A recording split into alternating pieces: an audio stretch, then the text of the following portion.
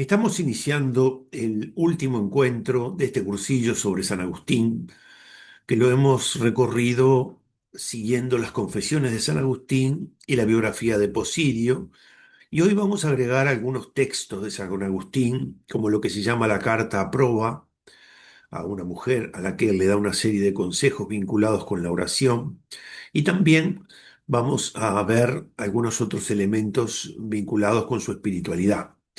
Recordemos algo que es muy importante. Este cursillo quiere abrir la ventana a que ustedes se animen a leer las confesiones, a que puedan acercarse más a este gran santo, Agustín de Hipona.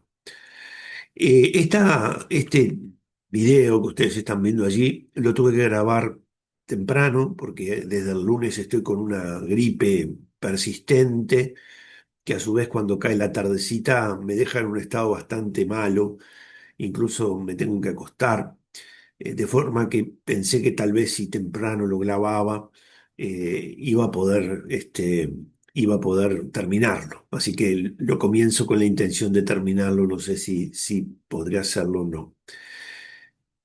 ¿Qué es en dónde hemos quedado la conversión de Agustín? Ese proceso que Benedicto dice que comienza en un momento de su vida cuando la madre intenta de muchas maneras acercarlo a la fe católica, cuando la madre trata de que él conozca a Jesucristo. Entonces ese acercamiento progresivo va despertando en él, eh, digamos, el deseo de conocer a Cristo. Y aunque por el ejemplo de su madre y por ese permanente deseo que ella tiene de acercarlo a Cristo, él lo va conociendo, ya vimos que hay un momento central en su vida que lo recorrimos en el encuentro pasado como el núcleo, en donde aparece aquel niño que canta, toma y lee, y él entonces toma la escritura, y al tomar la escritura, se mostraba allí en esa capítulo, en el capítulo 13 de la carta a los Romanos, se mostraba que se lo invitaba a abandonar ya esa vida que él prorrogaba, que él de alguna manera dejaba para más adelante para tomar su decisión. De forma que, ¿qué pasa a posteriori? ¿Qué es lo que pasa a continuación de eso? Bueno, lo que pasa a continuación de eso es que se va a preparar para el bautismo. Se va a bautizar junto con Adiodato, su hijo, que a esa altura tiene unos 15 años. Adiodato va a vivir poco más, va a vivir hasta los 17 y con Alipio, con su amigo, ese amigo que era el que estaba al lado de él cuando él iba de un lado para otro y no quería quería silencio y entonces después de tener ese encuentro con Cristo, porque en el fondo eso es lo importante, que es para Agustín el niño que canta y lee, es Dios. Es una acción por la que Dios le da a conocer lo que quiere, un mensaje para él. Así como pasa esto con Agustín, son muchos los casos, y de hecho en nuestras propias vidas, podemos encontrarnos con algunas situaciones en donde lo que nos acontece supera y en mucho ese hecho que está allí presente, ¿verdad? Ese hecho fáctico. Este, y descubrimos que detrás de esas realidades hay, ¿verdad? Una manifestación de Dios. Y esa persona que reconoce la manifestación de Dios sabe que es para él. Bueno, así le acontece a él con aquel toma y lee. Y luego de eso, entonces se va a preparar para el bautismo, le va a preguntar a San Ambrosio qué texto de la Escritura sería el mejor, qué es lo que le recomienda a él, y San Ambrosio le va a recomendar al profeta Isaías. Algunos dicen que la centralidad de la encarnación, el advenimiento de Cristo ya anunciado allí en Isaías, es por eso que se lo propone. Lo cierto es que le va a proponer eso Isaías y él se va a preparar para el bautismo. Dice en las confesiones, dice, habiendo llegado el tiempo en que debía sentarme debajo de vuestra bandera, ¿se acuerdan? Hay como dos banderas, ¿no? Él va a decir Dios, dos ciudades. Entonces, uno, en la medida en que se pone en la edificación de una ciudad, entonces, de alguna forma, no edifica la otra, porque las dos ciudades, esas que él va a presentar en su escrito, están siendo edificadas permanentemente. Una es la ciudad de Dios y otra es la ciudad que no quiere a Dios, ¿eh? El hombre con su soberbia quiere edificar una ciudad sin Dios. Entonces, ponerse bajo una ciudad o la otra supone estar dispuesto a edificar. Él aquí pone que se quiere poner bajo la bandera de Cristo, inscribiendo mi nombre, dice en el catálogo de los que estaban admitidos a recibir el bautismo. Entonces dejamos la quinta, la huerta esa en la que estaban, y nos volvimos a Milán. Alipio quiso también acompañarme para renacer. Se había preparado diligentemente y estaba ya adornado con gran humildad, cual conviene para poder participar de estos santos sacramentos, y con una rigurosa y gran mortificación de su cuerpo, que incluso, cuenta Agustín, Alipio se atrevió a andar descalzo por aquella tierra de Italia, que se hallaba cubierta de hielo, no estando él acostumbrado a eso. De manera que ven, Alipio, su amigo, a Deodato, su hijo, van los tres a recibir el bautismo. A este grupito hay que agregarle a Mónica, que está allí, porque, digamos, se funda como una pequeña comunidad. Agustín es el hombre de la comunidad, es decir, él quiere que haya una vida comunitaria, ¿eh? Y ahí está esa comunidad suya ya en ellos, y quiere que esa comunidad se dedique a la oración, que se dedique a la contemplación, de manera que, aunque todavía no está establecida, pero ya se encuentra allí en ciernes esa realidad. ¿Cuál es el acontecimiento a posteriori que va a tener una significación importante en esta vida de Agustín? Bueno, acuérdense que toman una decisión. ¿Cuál es la decisión? Toman la decisión de regresar, a África. Y antes de hacerlo, allí donde van por el puerto de Aosta, entonces su madre se enferma y finalmente muere.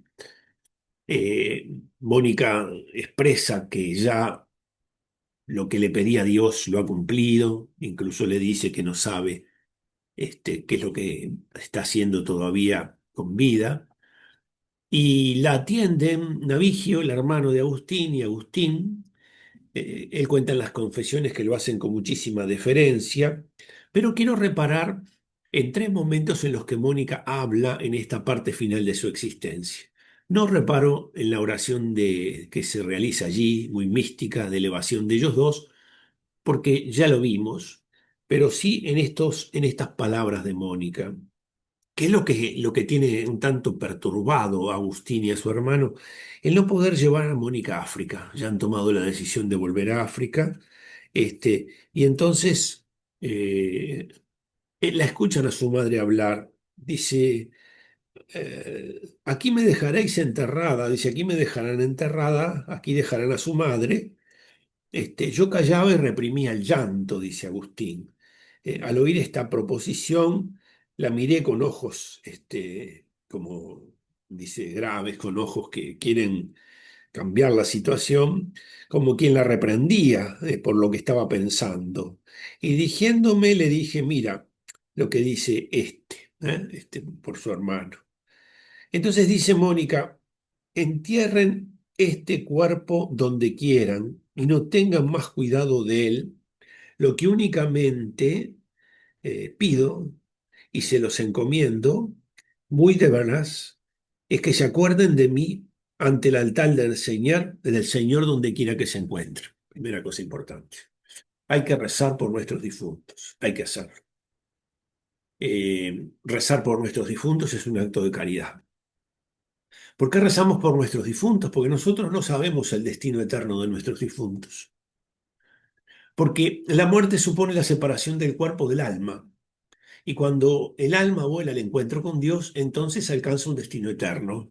El destino es o se salva o se condena. Si se salva, sabemos que existe un estado transitorio que es el purgatorio. Es decir, no está en condiciones de entrar en el cielo. Y entonces, ¿qué pasa? En su vida no purificó adecuadamente su vida, y entonces, ¿qué ocurre? Se purifica en el cielo, en la eternidad, para entrar en el cielo. Está salvada. pero todavía no está en el cielo. ¿Cómo es que acontecen estas realidades que están en la eternidad? Son todas un gran misterio. Podemos decir alguna cosa, atisbar, pero de hecho sabemos que existe un estado de purificación posterior a la muerte para aquellos que se han salvado, pero que no han llegado en plenitud al cielo. De forma que Mónica le hace una primera recomendación. Le dice, no te preocupes demasiado de mi cuerpo, pero sí preocúpate de rezar por mí delante del altar. Hay que rezar por nuestros difuntos. Eh, esta situación que se da de que ella se encuentra allí en ese lugar, la hace volver siempre sobre lo más importante. Cuando Agustín quería bautizarse porque estaba enfermo, lo más importante es que se salve. Cuando ve cómo ayuda a Patricio a encontrarse con Cristo, supera algunas cosas que otros no superarían porque va sobre lo más importante. Y aquí pasa exactamente lo mismo. Sabe que lo más importante es que recen por ella, que no tanto estén preocupados por ver por dónde la van a enterrar. Y le dice Mónica a Agustín en un momento que no sabe qué es lo que hace ya en este mundo, en virtud de que todo lo que le había pedido al Señor él se lo había cumplido. Finalmente dice, nada hay lejos para Dios, ni hay que temer que se olvide o sepa el lugar donde está mi cuerpo para resucitarme en el fin del mundo. Ven cómo Mónica manifiesta claramente que la resurrección final, Dios no tendrá dificultad en encontrarla, como si uno pensara en una cosa de ese tipo, ¿no? De manera que ven, diríamos, esta mujer en ese momento tan delicado de su existencia se manifiesta una vez más como una mujer de fe, una mujer de profunda fe. Este acontecimiento, la muerte de Mónica, eh, traerá sobre Agustín una profunda tristeza. Le va a costar recuperarse, le va a costar recuperarse. Dice Agustín, al mismo tiempo que yo cerraba sus ojos, se iba apoderando de mi corazón una tristeza grande que empezaba a resolverse en lágrimas. Va a vivir momentos de mucha desolación, de mucha tristeza, frutos del gran amor y del vínculo que se había establecido con su madre. Y luego, un poco más adelante, las confesiones, en el libro noveno, capítulo 12, dice, ahora pues ya estoy curado de aquellas heridas que afligió mi corazón y en que pudiera reprenderse por excesivo mi carnal afecto, os ofrezco, Dios mío, por aquella sierva tuya, otro género muy diferente de lágrimas. Es decir, dice, te ofrezco por aquella gran mujer, ya no aquellas lágrimas, sino que ahora mi corazón ha comenzado a curarse de esta situación, pero a Agustín le lleva mucho tiempo ese curarse de esa realidad. De manera que están decididos a venir de África, van a venir con Alipio, con Adiodato, y deciden servir al Señor, volverse a África y servir al Señor, establecerse allí en algún lugar y vivir en ayunos, oraciones y buenas obras, meditando noche y día la ley del Señor. Una vida de comunidad con estas características. Para Agustín era como una cosa maravillosa lo que se estaba proponiendo. Y esta vida de comunidad con estas características, ellos la van a vivir durante 3 años. Durante 3 años podrán realizar este sueño que tenían, ¿verdad? De manera que ellos rezaban, oraban, y comunicaban a los demás lo que iban recibiendo, por sus escritos, por su oración, enseñaban a los presentes con palabras de exhortación. ¿Ven? Una vida centrada en estas realidades. Saben que Agustín no escribió ningún tratado sobre la oración. Lo único que más o menos concentra un poco algunas enseñanzas sobre la oración es una carta, la carta 130, aproba, pero dispersamente ha dado a conocer una serie de escritos sobre la oración. Yo quiero repasarles algunas de esas enseñanzas que él da sobre la oración y ir viendo, era un hombre de oración, era un hombre de mucha oración. Él decía que la oración es el ejercicio del amor. ¿eh? es amar y sentirse amado por Dios. El que ama quiere estar en comunicación con el amado. El que se siente amado quiere recibir justamente ese amor de la persona que lo ama. Por lo tanto, es una, podríamos decir, una realidad vital, primaria. Orar para Agustín es respirar. Pero, ¿cómo llego yo a la oración? Debo llegar como un mendigo. Decía Agustín, somos mendigos. La oración es un don que viene de Dios y que hay que recibir. Tenemos que tener apertura para recibir este don que viene de Dios. Y por lo tanto, en nosotros la oración se vuelve fruto de la gracia. Es decir, ¿en qué sentido decimos esto? En cuanto que viene a nosotros por la fuerza del Espíritu Santo. Es el Espíritu Santo el que viene a nosotros para comunicarnos esta gracia de la oración. ¿Cuáles son los efectos del Espíritu Santo en la oración? Bueno, mediante la presencia del Espíritu Santo en la oración, Dios pone emociones en el corazón. Cuando oramos, recibimos mociones. La moción es un movimiento. Dios actúa a través de esta presencia del Espíritu Santo y nos mueve. Nos mueve, diríamos, con mucha dulzura, con mucha suavidad. Estas mociones que recibimos por la presencia del Espíritu Santo pueden ser internas.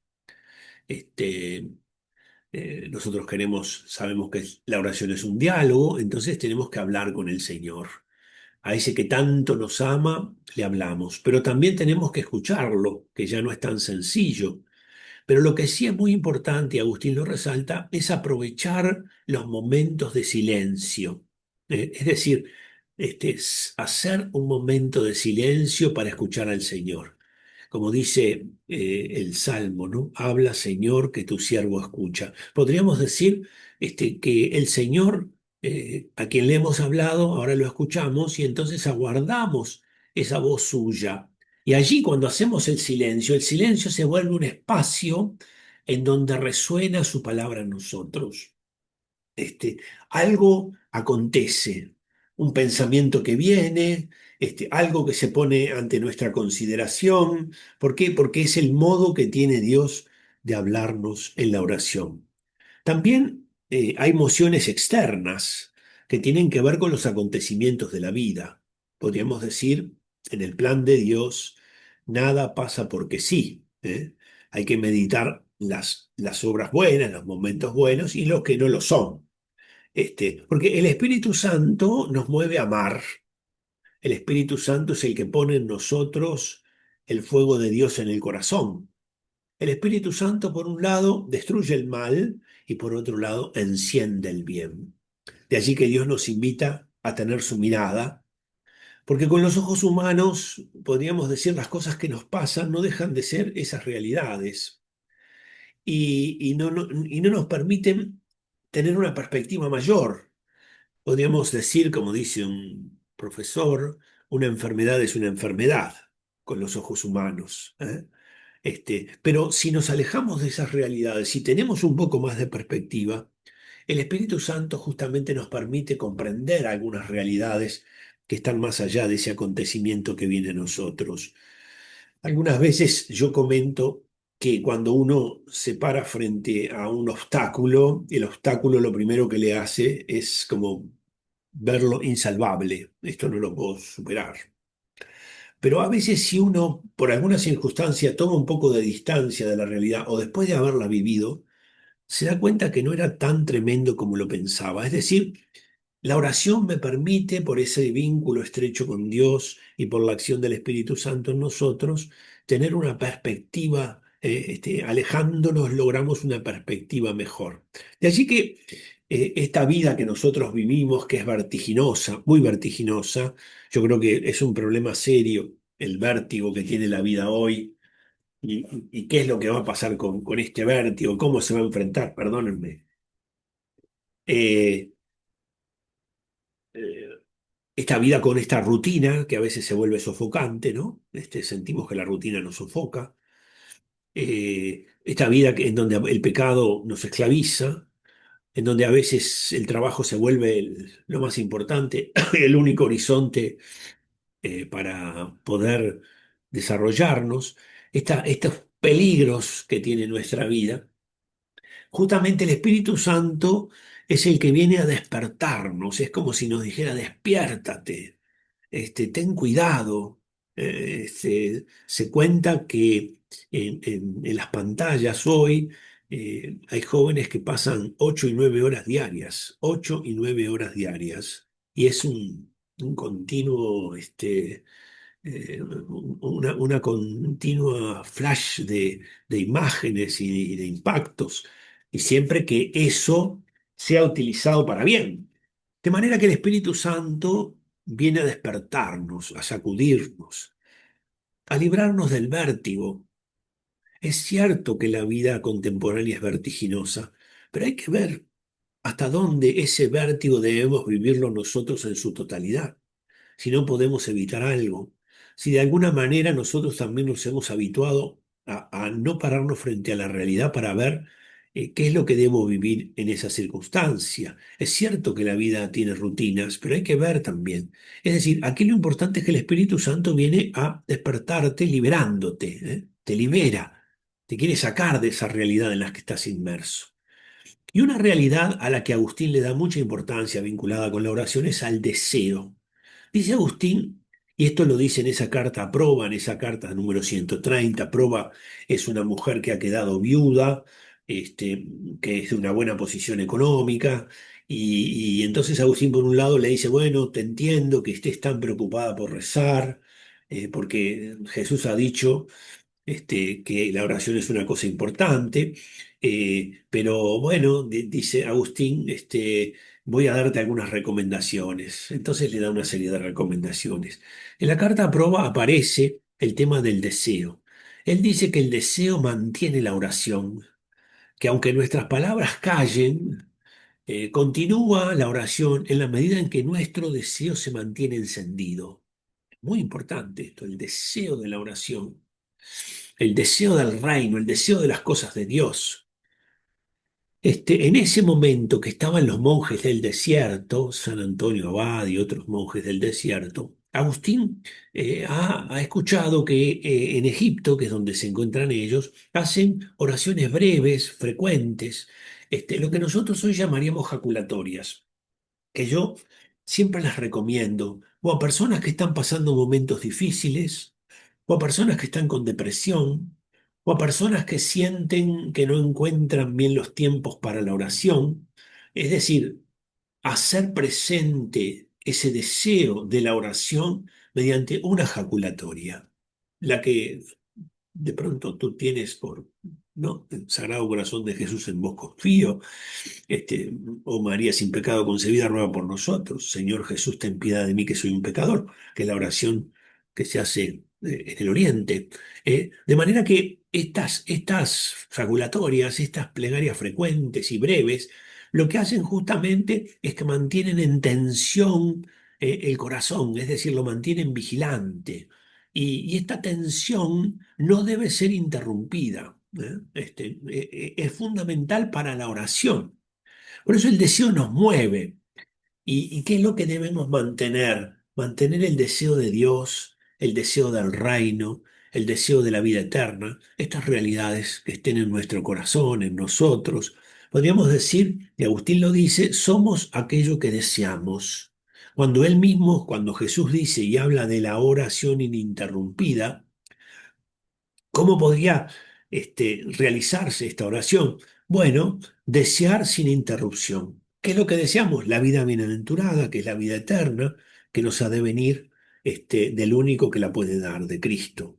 Pero en ciertas horas del día, en la medida de lo posible, o en ciertos días a la semana, tenemos que sustraernos de la tensión, de las preocupaciones y los negocios en los que estamos inmersos permanentemente, porque en general estas dos realidades son las que nos entibian, ¿eh? Y en cierto modo el deseo nos impulsa a entregarnos a la oración, nos excita para entregarnos a la oración. Eh, San Agustín, perdón, San Juan de la Cruz dice, olvido de lo creado, hablando de la oración, memoria del Creador, atención a lo interior y estarse dando al amado. Es decir, olvido de lo creado. Tratar de salirse. Yo sé que esto no es fácil, claro que no es sencillo, pero hay que pedírselo a Dios como gracia. En este momento, en este ratito que estoy, que pueda yo de alguna manera abstraerme, salirme de todas esas realidades que de muchas maneras están ocupando mi mente y mi corazón, ¿verdad? Y que por lo tanto entibian el deseo, hacen que nuestros deseos se entibien. De allí que eh, la oración, ven, para Agustín está alimentada por el deseo. El deseo es esa realidad permanente que Agustín propone, aprueba y a las personas que es necesario tener. Ha llegado a África, está hace 3 años establecido allí en África, ha comenzado una vida de oración. Nos hemos acercado a algunos puntos de la oración que San Agustín enseña y que trataba de realizar.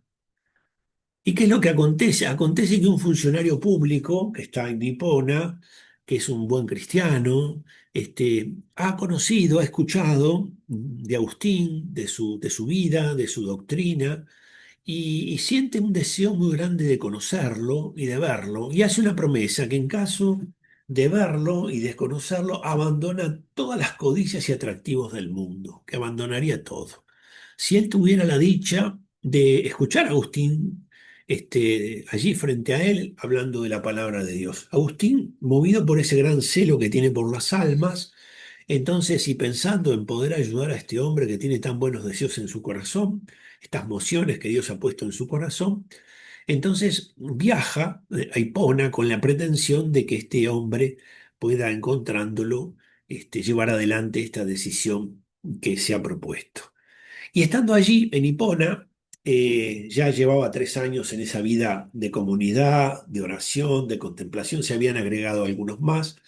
Entonces, en Hipona hay un obispo que se llama Valerio, que está movido por la necesidad de un sacerdote idóneo para la ciudad, porque Valerio es griego, tiene dificultades en la predicación, y entonces anda buscando, y la gente que estaba allí conociendo a Agustín, lo presentan a Agustín, es decir, lo presentan a él, dice Agustín que lo arrebataron, y se lo presentaron a Valerio para que lo ordenara de sacerdote.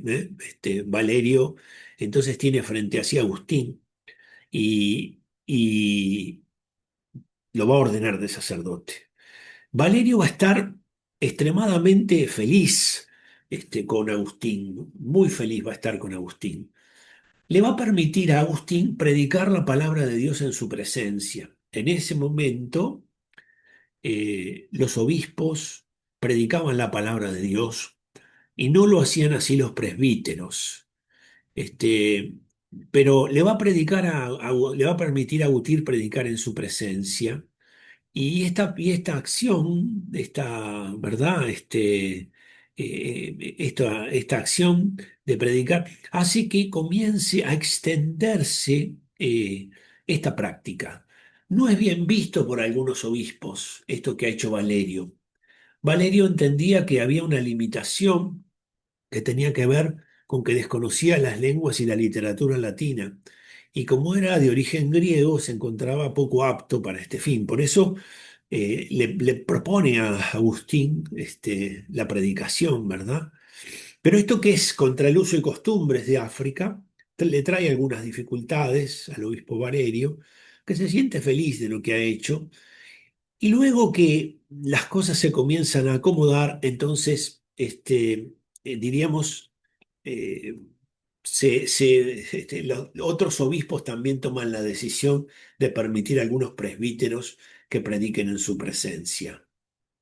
Agustín ya es sacerdote, ha vuelto de África, es sacerdote, ha fundado una comunidad ahí en Hipona donde vive, cerca del lugar donde está. Sigue viviendo en la comunidad, pero como sacerdote, ya él, digamos, realiza las tareas que le encomienda su obispo. Diríamos que este es el segundo momento.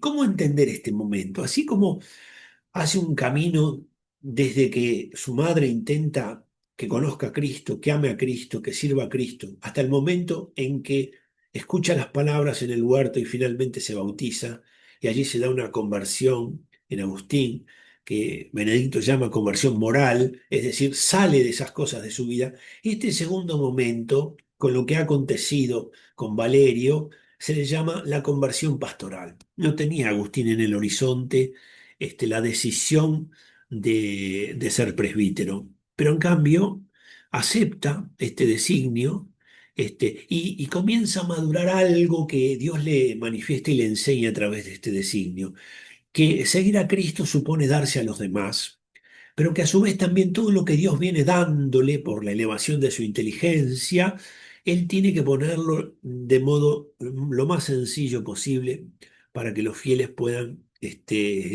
enriquecerse con esas enseñanzas de Cristo. Segundo momento de este camino de Agustín, un momento importante, ¿no? Que él vive desde esta perspectiva, ¿no? Y aquí en este tiempo y en medio de todo esto, hay una oración muy significativa que la vamos a dar a conocer eh, de Agustín, que será muy central, será muy central. Ustedes la conocen seguramente, la han escuchado muchas veces. Dice así, está en las confesiones: tarde te amé, hermosura tan antigua y tan nueva, tarde te amé, y tú estabas dentro de mí y yo fuera, y así por de fuerza te buscaba y deforme como era, me lanzaba sobre estas cosas. Tú estabas conmigo, pero yo no estaba contigo. Reteníanme lejos de ti cosas que si no estuviesen en ti no existirían. Me llamaste y clamaste, quebraste mi sordera, brillaste y resplandeciste y curaste mi ceguera. Exhalaste tu perfume y lo suspiré, y ahora te anhelo, usted de ti, y ahora siento hambre. Esa oración, ¿no? De Agustín, muy conocida, conocida por todos nosotros, una maravilla esta oración de Agustín. Y esta oración de Agustín muestra una suerte de, diríamos, de, de camino espiritual, un camino espiritual. Los agustinos sintetizan este camino espiritual en cuatro momentos que están presentados en esta oración: tarde te amé, esperanza tan antigua y tan nueva. Dicen los agustinos que el primer momento sería invitar al hombre a no salir de sí mismo, no salgas de ti mismo. Es decir, no vivas fuera. Nosotros estamos en un mundo en donde parece que vivimos fuera continuamente. Dice, no vivas fuera de ti mismo. Vives ocupado en lo que pasa fuera, olvidado de lo que pasa dentro de ti. Y por lo tanto el hombre vive disperso, vive vuelto hacia las cosas exteriores. Parece que si no presentamos una foto de una flor que arrancamos, no, nuestra vida no tiene sentido. Lo cierto es que vivimos hacia afuera, hacia el exterior, vivimos vueltos hacia las cosas de fuera. Y Agustín nos ha dicho que este vivir hacia las cosas de fuera, fíjense en esta preciosa oración, decía Agustín, deforme como era, me lanzaba sobre estas cosas que tú creaste, las cosas de afuera, el mundo exterior. Estamos impulsados por las redes sociales y demás a vivir hacia afuera, totalmente vueltos hacia afuera. Por lo tanto, no salgas de ti mismo. Segundo momento, regresa a tu corazón. Este, El corazón supone, en el caso no tanto el símbolo del amor, cuanto el lugar donde se encuentra uno con Dios, lejos de la dispersión, lejos del ruido, para tratar de saber las cosas esenciales: quién eres, qué quieres, a dónde vas. Es decir, regresa a tu corazón, vuelve sobre ti mismo. ¿Eh? Segundo momento, regresa a tu corazón. Tercer momento, en el interior del hombre habita la verdad. Eh, ¿Qué es lo que está allí en tu interior? Si yo cierro mis canales exteriores, todas esas realidades que vienen de una y otra manera a perturbarme, entonces me encontraré con Cristo que habita en mi interior. Cristo habita en el hombre interior. Y en cuarto lugar, trasciéndete a ti mismo, ve más allá. Si hay un encuentro con Cristo verdadero y auténtico, te impulsará a que vayas más allá, a que lo compartas con los demás. De manera que esta oración, ¿no? De alguna manera muestra como un camino agustiniano, ¿verdad? Buscar fuera, dispersarse en las cosas de fuera, no volverse sobre uno mismo, pero no de modo egoísta, sino porque allí en el interior habita Dios, porque en el silencio Dios habla, cosa que habitualmente nos cuesta y mucho. ¿eh? De manera que Agustín, perdón, presbítero, ha fundado un monasterio junto a la iglesia y comenzó a vivir con una comunidad que vive allí. Se preocupaba mucho de que nadie tuviera cosas propias, sino que todo fuera común, que se distribuyese a cada uno según lo necesario. Y cuenta Posidio, en esa historia que escribe de Agustín, que Valerio, el obispo, no cabía dentro de sí del gozo que le provocaba el ministerio de Agustín, que incluso le daba gracias a Dios por haber respondido a sus peticiones, porque en muchos momentos le había pedido al Señor un hombre capaz de edificar con la palabra y con la doctrina saludable de la iglesia, de manera que había visto cumplido esa oración que él realizaba tan frecuentemente y con tanta insistencia. De manera que, segundo momento en la vida de Agustín, la conversión pastoral, volverse a traducir en gestos y en palabras sencillas, cercanas, esa obra que Dios está realizando en él. Y el tercer momento es el que Agustín va a vivir en su periodo ya de obispo. Valerio lo va a nombrar obispo, lo hace pensando que Agustín es una persona muy apreciada y piensa que tal vez puede correr el riesgo de perderlo, y entonces lo nombra obispo. Esta conversión es una conversión que Agustín la va a vivir todos los días, y en el caso de él será pedir perdón a Dios. Él tenía como ese deseo de pedirle al Señor que lo perdonase. Y de hecho, en el final de su vida, él hará que se coloque en la habitación en donde está, ya en el final, en los salmos penitenciales para repetirlos. O sea, a medida que iba envejeciendo, él sentía como la necesidad de pedirle perdón al Señor por su vida. Vivió en una profunda humildad, y esta humildad lo introdujo también en una humildad intelectual. Muy interesante para un hombre tan iluminado, tan inteligente, que tenía altos pensamientos. La humildad lo introduce en la humildad intelectual. Por lo tanto, esta es de las figuras más grandes de la historia y va a escribir unas retractaciones en el final de su existencia.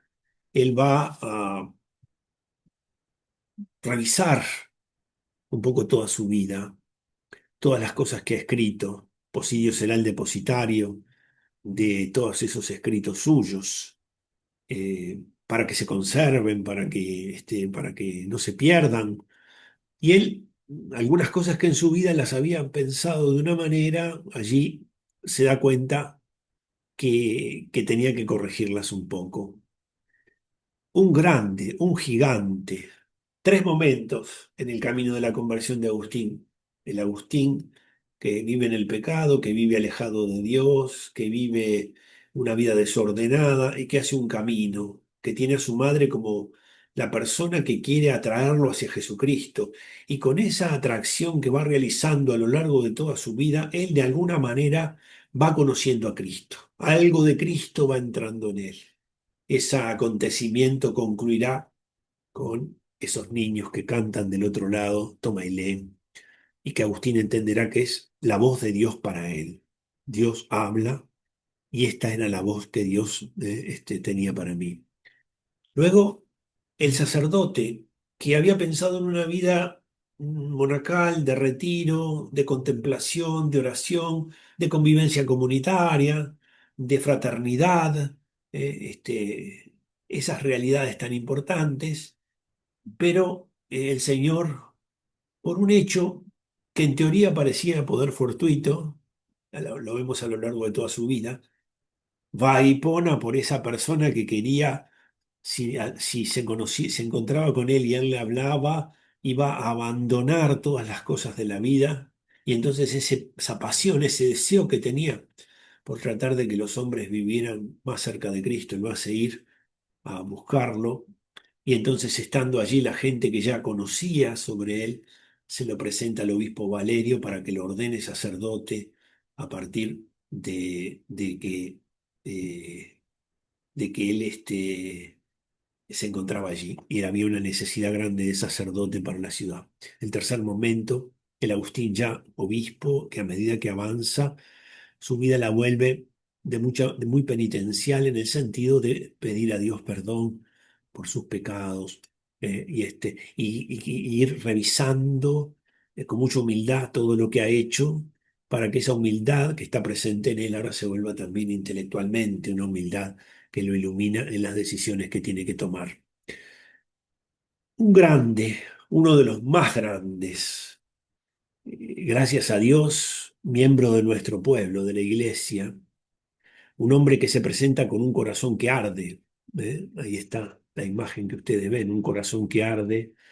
Y bueno, le tenemos que pedir a Dios que nos auxilie, que nos ayude a que nosotros también podamos en nuestra vida hacer que nuestro corazón arda, ¿no? Tarde te amé, Señor.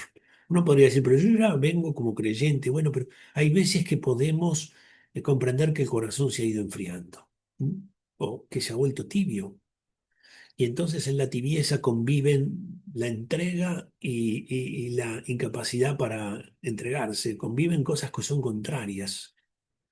Que el obispo grande, que San Agustín, te alcance la gracia de que arda tu corazón en el servicio de Dios y en el amor al Señor.